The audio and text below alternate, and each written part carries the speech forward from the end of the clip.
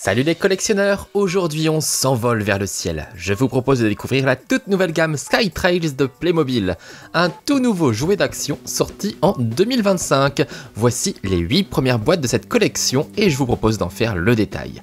On commence tout d'abord avec le Skyrider 71 976, une figurine en plus pour encore plus d'acrobatie à 12,90 €. Premier pack d'action, voici le Track Blaster A1, référent 71 973 au prix de 29,90 €. On continue avec l'action, je vous présente le 71 971, le Flip Rail A3 au prix de 19,90 €. Pour ceux qui aiment avoir la tête qui tourne, il y a le Looping A2 dans la boîte 71 972 au même prix de 19,90 €. Et encore à 19,90 €, voici un pack d'extension, le Connection Pack E2 71 974. Pour ceux qui veulent voir plus grand, il y a le 71 975, le Construction Pack E1, toujours à 19,90 €. Accrochez-vous, voici l'ascenseur. Cette boîte Airlift E3 porte la référence 71 970 et coûte 29,90 €. Enfin, l'indispensable, c'est le pack de démarrage 71 969, le Starter Kit qui vaut 79,90 €. 8 boîtes qui coûtent donc au total environ 230 €, ce qui est le prix classique d'une gamme complète de chez Playmobil de nos jours. Allez, c'est parti pour le montage, et très honnêtement, je ne pensais pas avoir autant de choses à assembler. Je pensais clairement que ce serait juste des gros éléments à imbriquer, et finalement, c'est un peu plus compliqué que ça. D'ailleurs, avant même la construction du circuit, Playmobil nous propose une phase de pré-assemblage qui consiste à préparer chaque élément avant la phase de construction à proprement parler. En gros, on colle les stickers bien sûr, mais on doit également ajouter des patins aux pinces ou enclencher certaines prises. Et c'est seulement après avoir fait tout ça qu'on peut se lancer dans la création de circuits. Après avoir préparé nos figurines, bien évidemment. On en trouve 2 dans le set de base, mais avec un seul équipement pour glisser. C'est dommage. On peut toujours acheter à part un 3e Skyrider avec ses roulettes, mais je trouve le prix de la figurine seule très élevé. 13 €, franchement, c'est exagéré. Bon, c'est parti, je me lance dans la création du circuit de base recommandé par le manuel. Et franchement, c'est un peu moins clair qu'avec des Playmobil classiques. Forcément, il faut avoir ici une bonne représentation en 3D, d'autant plus qu'il n'y a aucune marque spécifique sur les pièces pour savoir comment les assembler. Bah oui, forcément. Puisque le but est d'être libre et créatif, il n'y a pas d'indication sur les différents éléments. C'est logique. Bon, pendant que je me dépatouille, j'aimerais revenir sur le thème Skytrails en général et sur le contexte de sa création. Vous l'avez vu, c'est clairement très différent de ce qu'on connaît chez Playmobil depuis le lancement de la marque en 1974. Et d'ailleurs, lors de l'annonce, cela a été accueilli assez froidement par la plupart des collectionneurs. Je vous invite à aller lire les commentaires de ma vidéo nouveauté pour vous en rendre compte. Et comme je le disais dans cette vidéo, justement, Playmobil a besoin de se diversifier.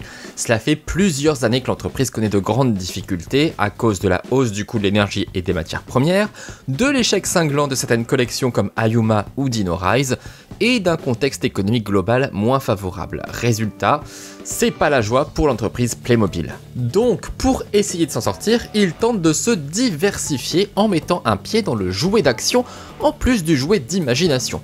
Il ne s'agit pas de remplacer, mais de compléter pour s'ouvrir à un autre marché, quitte même à effacer un peu la marque Playmobil sur les boîtes en mettant en avant Skytrails et en optant pour des visuels très différents de ce que l'on voit d'habitude chez la marque.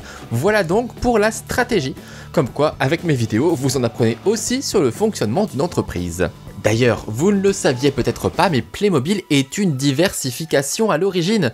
Et oui, la maison mère Geobra, qui s'était mise à produire des gros jouets en plastique dans les années 50, après avoir commencé par des jouets en métal, a été confrontée à la hausse du prix du pétrole dans les années 70 à cause des chocs pétroliers.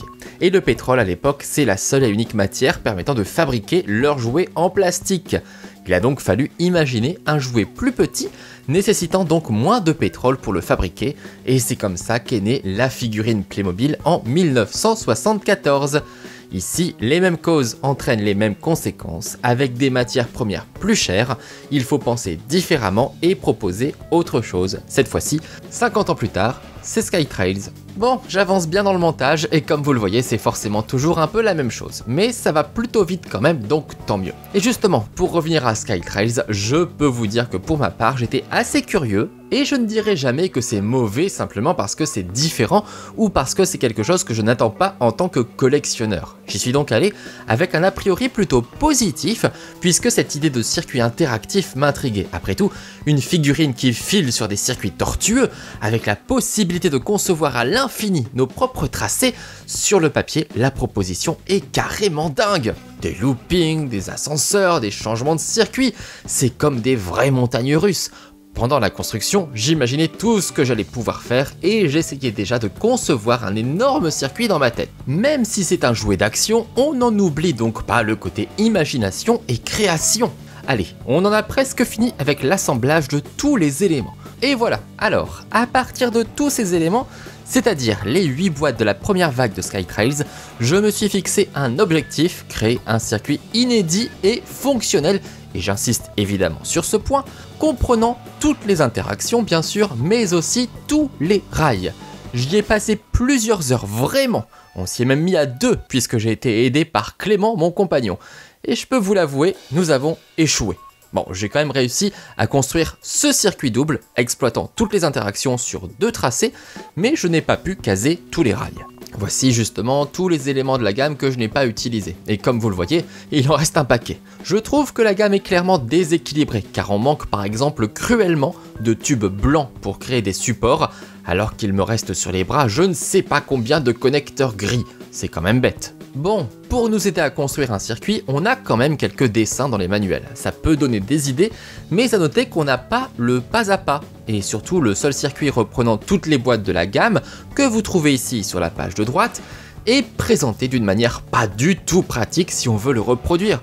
Oui, c'est joli, mais on ne voit même pas les socles cachés par les nuages et l'angle ne permet pas de distinguer certains supports. C'est une idée très bête quand même. Bon, je suis quand même content de mon circuit, au moins visuellement.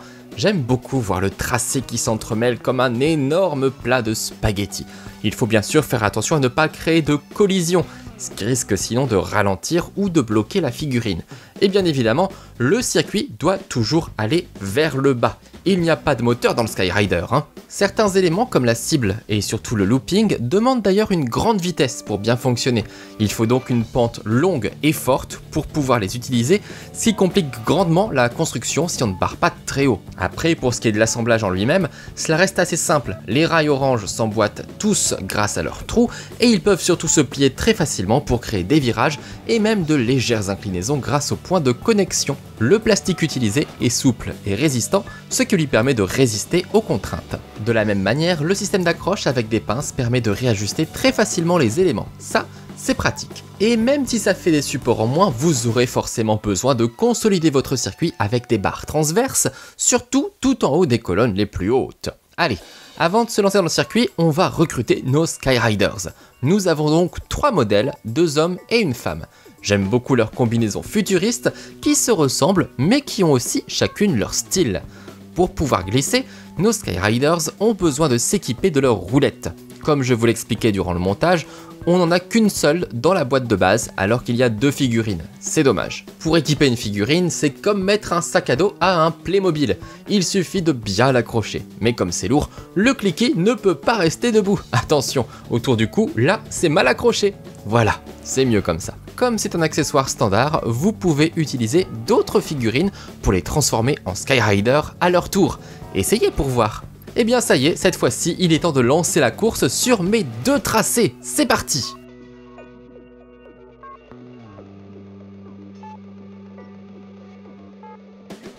Ah, j'en ai coincé un sous le canon et l'autre dans l'ascenseur. Bon bah je vais au moins faire monter l'ascenseur pour qu'il puisse finir son tracé. Ah bah maintenant il est coincé sur le looping. Bon, on va y aller étape par étape. Pour commencer la course, il faut d'abord glisser le Skyrider sur le rail. Ce dispositif de départ permet de maintenir la figurine avant le lancement. Après, il suffit d'appuyer et c'est parti pour le décollage. La figurine dévale les virages et passe par la première interaction, le pot de confetti.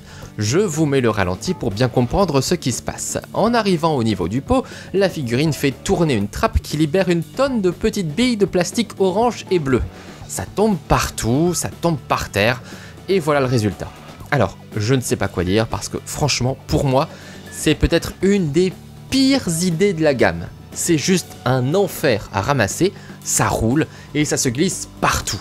À la rigueur, des billes plus grosses et moins nombreuses, mais là, tous ces confettis de plastique, qui aime ramasser des confettis? Quel enfant aime ça?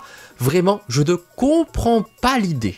C'est pas grave, on continue le circuit et hop, on a changé de sens. Cet accessoire rigolo permet de changer de rail mais aussi de sens en un clin d'œil. Et oui, la figurine repart les pieds en avant. Là aussi on met le ralenti pour mieux comprendre. Sous le poids de la figurine, le rail s'abaisse et la figurine repart dans l'autre sens. Pour que cette interaction fonctionne bien, il faut penser à bien la régler grâce au bouton noir. Pensez-y en l'installant. Allez, on continue et on fait une grande boucle jusqu'à l'ascenseur. Et là, ça va pas. Alors cet ascenseur, on a réussi à le faire marcher une seule fois avec la figurine. Je ne sais même pas comment. Pourtant, il marche parfaitement bien quand il n'y a rien, hein, mais je peux vous dire qu'on y a passé du temps. On a même essayé plein de trucs. On a vérifié si c'était la tension, la hauteur ou encore l'inclinaison. À la fin, on a même essayé de l'eau savonneuse pour tenter de faire glisser plus facilement l'ascenseur. Rien. Dès qu'il y a une figurine, ça bloque.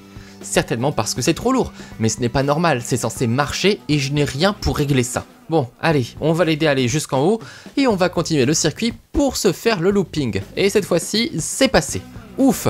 Ça aussi, c'est un peu frustrant. Parfois ça marche, puis la fois d'après, ça ne marche plus, alors qu'on n'a rien changé, et puis ça remarche. Bizarre. Un petit ralenti? Ah ça, les loopings, c'est toujours agréable à voir. Bon, ma figurine tape un peu la cible à côté, mais ça l'empêche pas de continuer pour autant, hein. Comme je vous le disais, pour que la figurine réussisse à passer le looping, elle a besoin de beaucoup d'élan. Donc vous avez besoin d'une pente bien raide juste avant. Vous allez donc souvent placer le looping vers la fin de votre circuit. Et d'ailleurs, pour terminer le circuit, on a un rail légèrement en zigzag qui permet de ralentir la figurine, avec également un rail courbé vers le haut pour la stopper. Et voilà, c'est fini. Alors, comment tu te sens? J'espère que t'as pas trop mal à la tête après tout ça, hein. Bon, on a un deuxième tracé, comme je vous le disais, et il est plus court. Allez, on y va. Petit ralentissement, mais on arrive jusqu'à la cible, et ça ne se passe pas comme prévu. Bon, déjà, la fléchette ne touche pas la cible, mais ce n'est pas le plus gênant. Normalement, la figurine est censée passer sous le canon après l'avoir déclenché. Là aussi, certainement une question de vitesse, comme avec le looping. On a essayé plusieurs fois, et encore une fois, c'était la galère. Bon, sinon, n'oubliez pas de bien aligner le canon et la cible. Normalement, quand la fléchette tape la cible, elle la fait basculer, ce qui lui permet de libérer le passage en dessous de la cible. Sinon, si votre figurine passe par miracle le canon, mais que la cible n'est pas renversée, elle sera coincée en dessous. Et voilà, ce deuxième tracé est terminé. C'était plus court, j'avais prévenu, mais je n'avais pas réussi à placer la cible sur le premier tracé.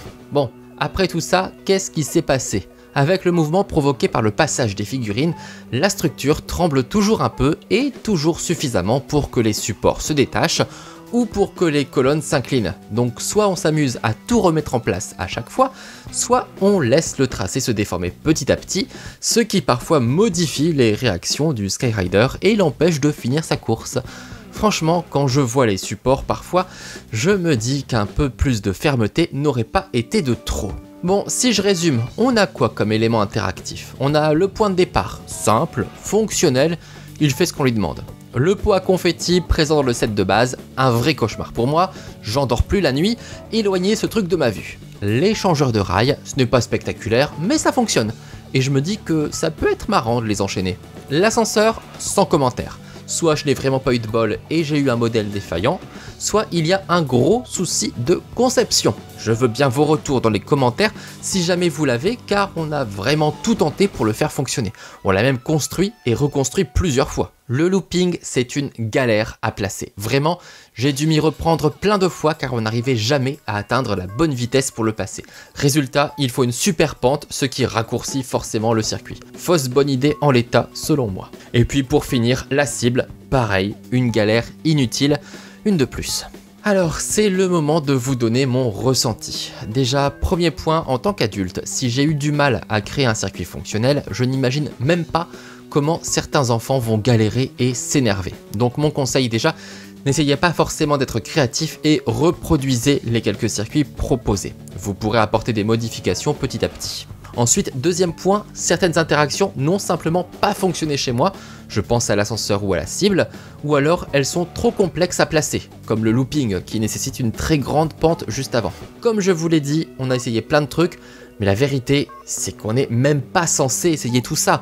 On devrait simplement avoir à déballer notre boîte, monter les trucs et voilà, ça devrait rouler tout seul. Mais non. Troisième point, les éléments de base ne sont pas équilibrés. En achetant toute la gamme, on a beaucoup trop de connecteurs gris alors qu'on manque très vite de tubes blancs. Et ils sont pourtant super importants, parce qu'ils servent de socle, de support et de barre transversale pour maintenir l'équilibre. Enfin, quatrième point, les mouvements du circuit font bouger certains éléments, ou même s'en détacher certains. Et on doit donc passer aussi pas mal de temps à tout remettre en place. Bon, vous l'aurez donc compris, j'y allais avec curiosité et envie, et j'ai finalement été déçu par Skytrails. Je pense qu'il y a un potentiel, mais à mon avis, il faut vraiment se concentrer sur le set de base et limiter les interactions qui ralentissent le rythme du Skyrider. J'aurais aimé être totalement convaincu, mais en l'état, l'assemblage m'a plus énervé qu'autre chose. Alors que je voulais vraiment essayer. Peut-être que ce n'est simplement pas fait pour moi. Et vous, est-ce que vous avez pu essayer le système Skytrails ? Qu'est-ce que vous en avez pensé? Vraiment, donnez-moi votre avis dans les commentaires, je suis sûr que ça intéresse tout le monde. Pour soutenir ma chaîne YouTube, je vous remercie d'avance pour vos likes et vos partages, ça compte énormément pour moi. Vous pouvez jeter un œil dans la description pour trouver les liens vers mes autres vidéos Playmobil. Je vous remercie et je vous dis à très bientôt avec d'autres Playmo. Des Playmo qui fonctionnent, hein, promis. Allez, ciao.